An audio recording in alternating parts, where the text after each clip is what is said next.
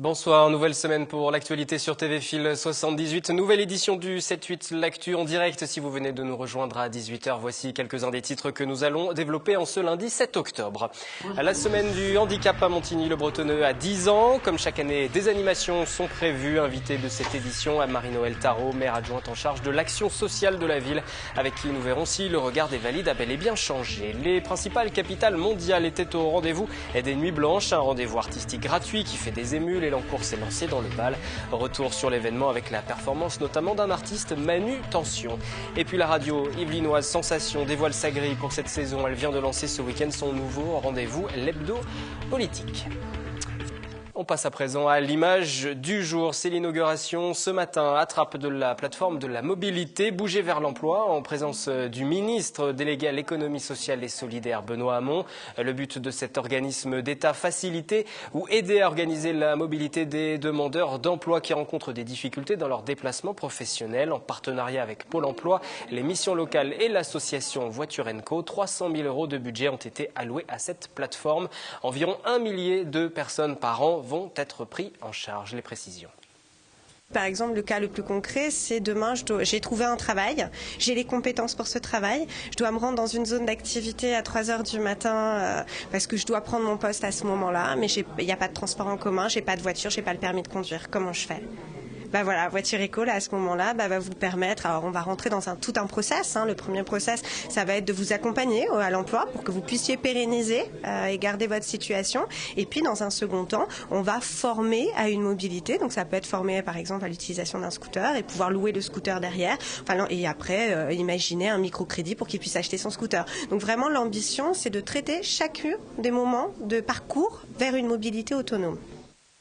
Et un projet de transport micro-collectif pour certaines zones d'activité mal desservies dans l'agglomération de Saint-Quentin serait aussi à l'étude.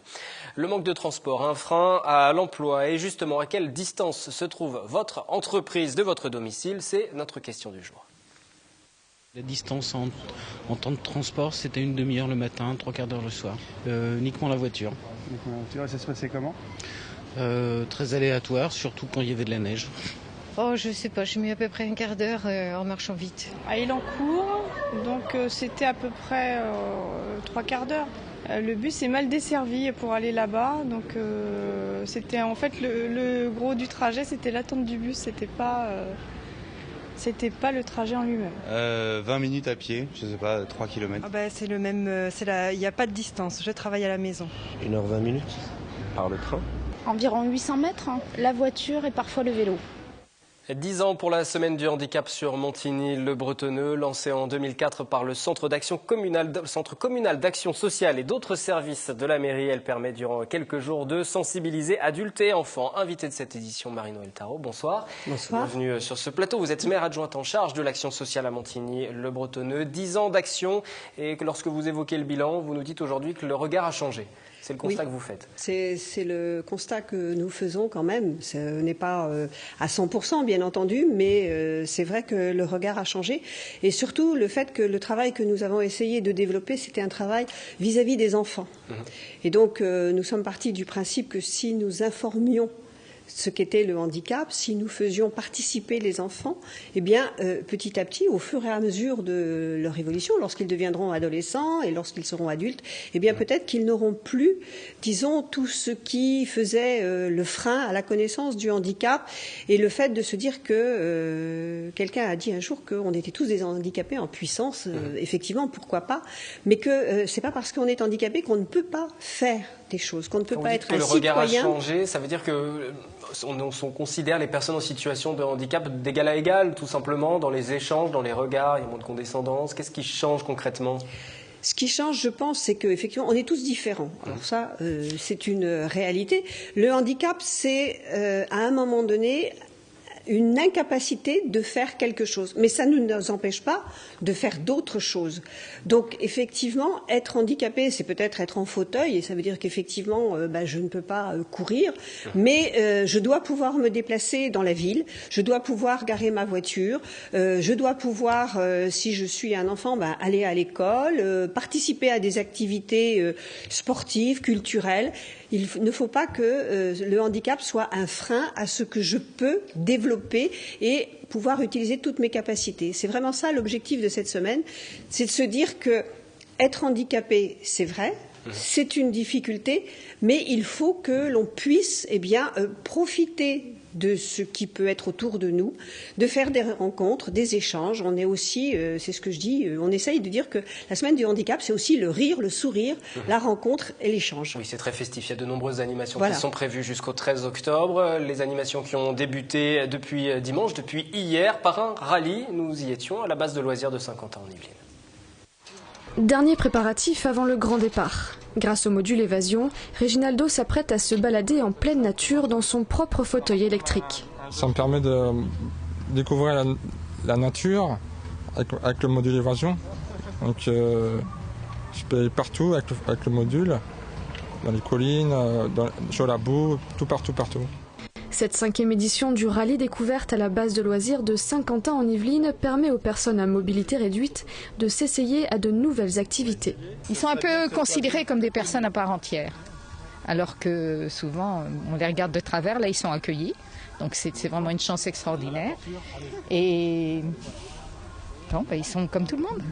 Et lors de cette journée, valides et handicapés se mélangent. Quand on se rencontre et qu'on se connaît, il y a des chances que le contact se fasse et qu'on se regarde différemment. C'est pour ça qu'on a envie de montrer qu'on est là pour tous, pour la famille, pour les jeunes, les personnes âgées, ceux qui ont une mobilité réduite, ceux qui sont valides. Et tous ensemble, on s'active pour promouvoir la diversité, les multitalents, etc. Stéphane, accompagné de sa fille Victoire, a laissé son fauteuil roulant pour un siège tout-terrain. Et là, avec ce fauteuil tout-terrain, on peut se promener dans l'herbe, dans les côtes, un peu partout. Dans la bougasse, exactement. Et puis ça permet d'essayer du matériel qu'on ne peut pas avoir personnellement. Et ça permet de se promener en toute liberté, c'est super. Pour la 10e semaine du handicap, ces activités sont proposées jusqu'à vendredi. Au programme tir à l'arc, calèche ou encore grimpe à l'arbre. Des personnes à part entière, les personnes en situation de handicap sont des personnes à part entière. C'est ce qu'on vient d'entendre, ce témoignage au cours de ce reportage. Nous évoquons cette semaine du handicap à Montigny-le-Bretonneux avec la maire adjointe de la commune. On vient de voir le rallye, c'est la 5e édition, mais c'est la première fois que Montigny s'y associe. Voilà, oui, c'est vrai que l'Office du tourisme, qui est un peu à l'origine de cette journée et de cette semaine, puisque ça continue à se dérouler tout au long de la semaine, comme nous d'ailleurs, effectivement, nous a demandé de venir et nous étions hier matin très heureux de pouvoir participer et de lancer, disons, cette journée. La semaine du handicap qui s'associe donc avec cette initiative qui se poursuit à la base de loisirs. Vous venez de le mentionner. Comment est née dans l'idée des élus à Montigny-le-Bretonneux l'envie de participer à cette semaine du handicap qui est une semaine nationale ? Alors, la semaine du handicap, pour nous, ça a été quelque chose qui s'est développé la première fois sur une idée de la ville.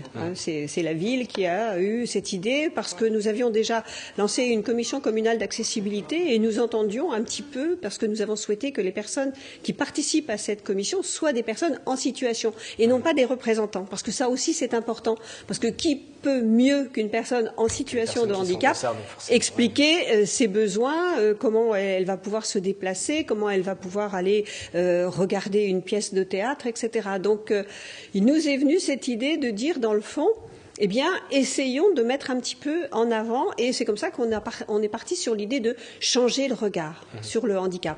Et donc, c'est comme ça que nous avons commencé. Au départ, c'était assez modeste. On a mis une semaine, mais sur laquelle, c'était un petit peu, je ne vais pas dire difficile, mais nous avons pu commencer. Et puis maintenant, c'est vrai que quand je vois le programme de la semaine, je me dis, c'est extraordinaire. On a des rencontres tous les ans qui sont des rencontres formidables avec des personnes extraordinaires et je trouve que c'est très valorisant, même pour nous. Enfin, on est vraiment très heureux de participer. On va l'évoquer, ce programme, justement. Si vous souhaitez le consulter dans son intégralité, rendez-vous sur le site internet de la ville de Montigny-le-Bretonneux. Juste auparavant, comment intervient la ville en matière de handicap? Quelle est la politique de la ville? Est-ce que vous développez des actions tout au long de l'année? Je sais qu'il y en a plusieurs, notamment le journal municipal qui est enregistré sur CD. Ça, c'est pour les personnes qui ne peuvent pas lire.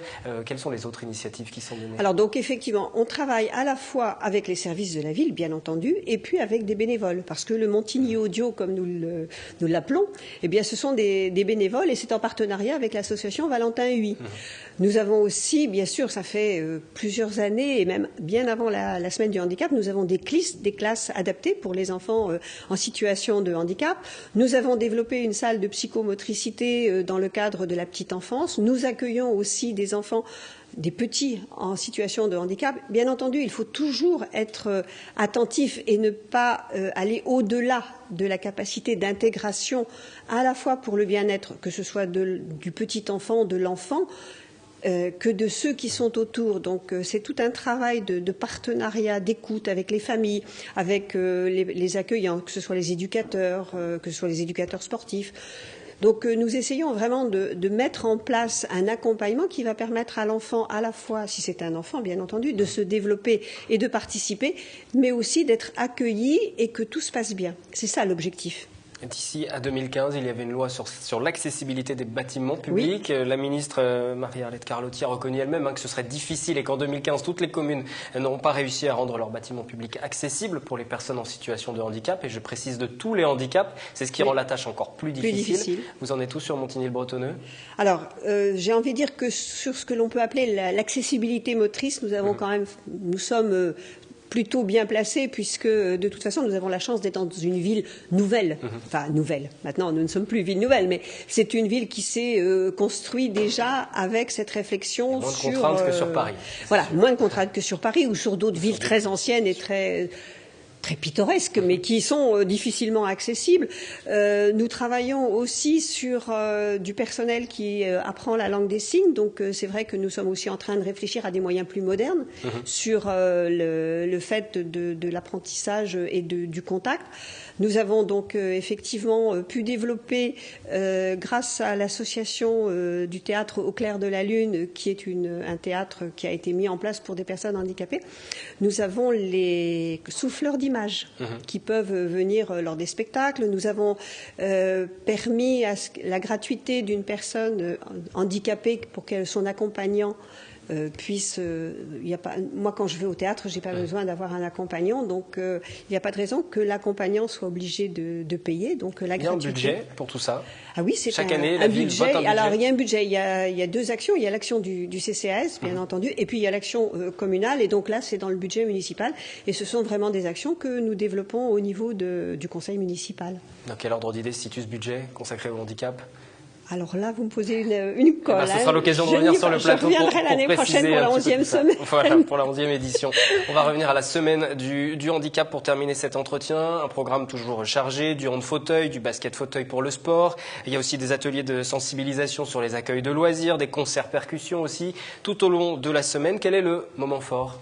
Alors le moment fort, moi, je vais dire que c'est toute la semaine. Mais s'il fallait en choisir, il faut toujours en choisir. Il y a plusieurs quand même moments forts. Il y a le mardi midi, lorsque nous faisons la course interentreprise avec l'association spéciale Olympics. Nous avons, je crois, déjà presque une 60aine d'équipes cette année qui se sont engagées. Et nous y reviendrons, je vous interromps, dans l'actu de demain soir, dans le 7-8, l'actu, rendez-vous demain 18h pour découvrir le résumé de cette journée. Voilà, je vous laisse continuer. Donc le mardi soir, nous avons Teranga, qui est un groupe de percussion et de rythme africain qui intègre des personnes en déficience intellectuelle.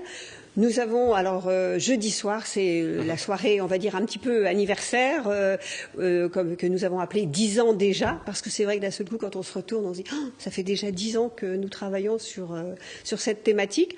Et donc, jeudi soir, nous avons la présence de Mathieu Gary, qui, lui, a un handicap invisible et qui chante, qui est un chanteur, compositeur, interprète.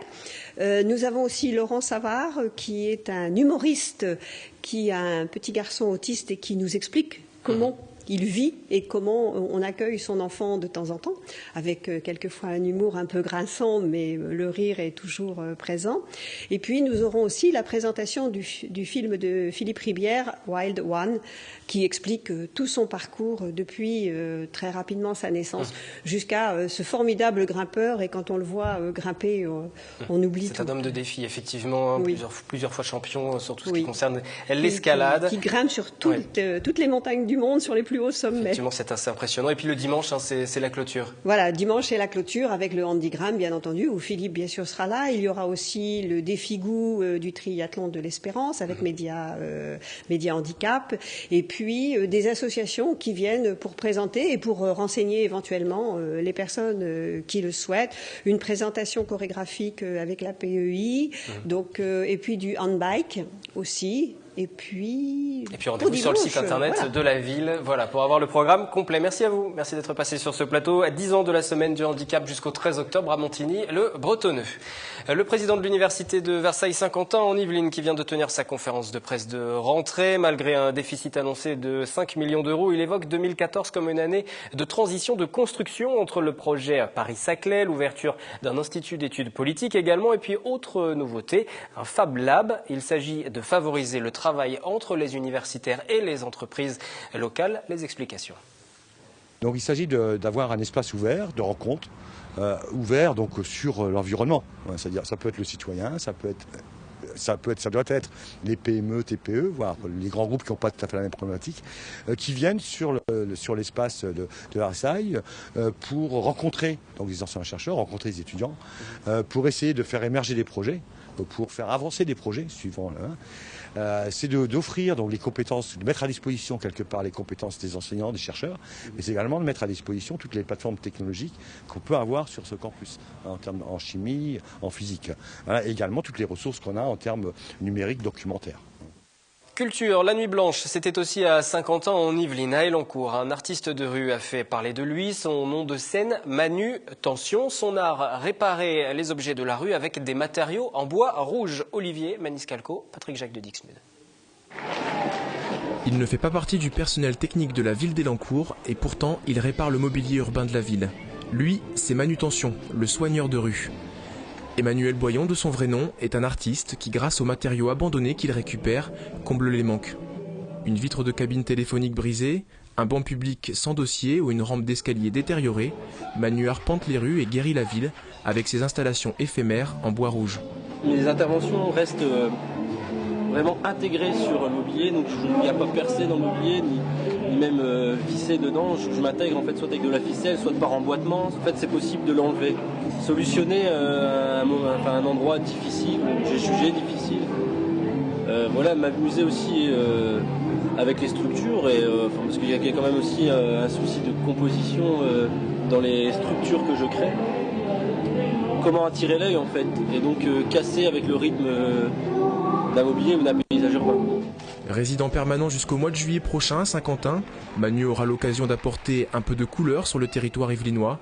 Une exposition en images lui est également consacrée à la commanderie des Templiers d'Elancourt du 9 octobre au 24 novembre. Michel Faux, metteur en scène, interprète de Demain. Il fera jour est à Versailles afin de superviser les dernières répétitions au théâtre Montancier. Dans cette pièce de Henri de Monterland, il est question d'un père qui laisse entrer son fils dans la résistance, non pas par conviction mais par intérêt personnel. Et dans l'un des principaux rôles, on retrouve Léa Drucker. Ce sera à découvrir demain, 8 octobre à 20h30. On écoute. En attendant, Michel Faux, c'était cet après-midi. Monterland donne un regard pas du tout manichéen sur cette période. Il observe un couple de bourgeois dont l'homme a été plus ou moins pas collabo, mais il a défendu un Allemand pendant la guerre, etc. C'est Léa Drucker qui joue le rôle de la mère, qui est une femme apparemment assez futile, assez inconsciente, et puis qui va se révéler après un être humain, hein, comme tous les autres. Ouais. Et puis on a un fils qui est joué par Loïc Maubian et qui nous annonce qu'il veut entrer dans la résistance. Donc au début le père veut pas, la mère elle veut parce qu'elle gâte son enfant, et puis après ça s'inverse. C'est-à-dire la mère a peur, donc elle veut plus qu'il entre en résistance, et le père lui espère se racheter une honnêteté. Si son fils entre dans la résistance. 20e édition de la fête des vendanges à Elancourt. 160 pieds de vignes sont plantés. On cultive aussi bien du raisin blanc que du raisin noir. Quelle sera la qualité de la cuvée de cette année? Question posée à Jean Flateau, le président des Amis du Passé d'Elancourt. Non, vous n'êtes pas à la campagne, ni dans le Bordelais ou en Bourgogne, mais dans le vieux village d'Elancourt, derrière la ferme du Mousseau, là où sont plantés 160 pieds de vigne, du raisin noir et du raisin blanc.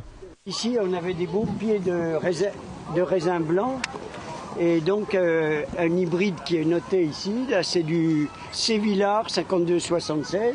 Tous les ans, l'association des Amis du passé d'Elancourt s'active avec les enfants à perpétrer la tradition des vendanges. D'abord, la taille de la vigne. Les premiers pieds ont été plantés il y a 22 ans. Ceux-là sont bons encore. Tu vois, tout à l'heure.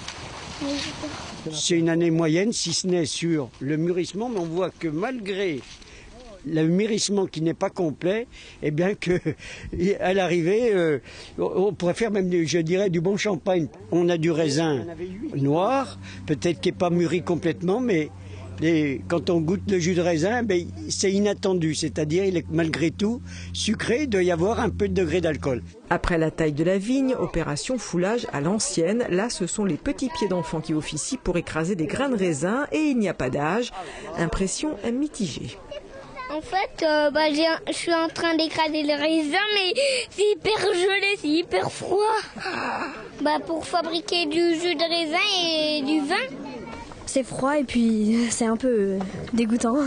Rassure-toi Emma, tout est prévu. Un pédiluve est installé pour se nettoyer les pieds.